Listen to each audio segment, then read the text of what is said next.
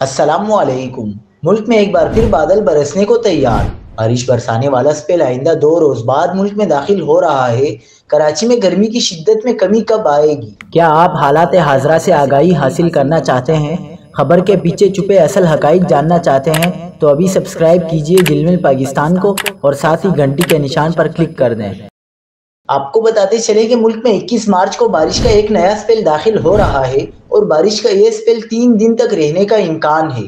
Chief meteorologist Lahore اکرام الدین نے بتایا کہ اس اسپیل کے تحت KPK، اسلام آباد، کشمیر اور پہاڑی علاقوں میں بارش متوقع ہے۔ اس کے علاوہ مارچ کے آخر تک وقفے سے بارش کے چھوٹے چھوٹے اسپیل آنے کا امکان ہے۔ دوسری جانب چیف میٹرولوجسٹ سردار سرفراز کا کہنا ہے کہ شہر قائد میں کل یعنی 20 مارچ سے گرمی کی شدت میں کمی کا امکان ہے۔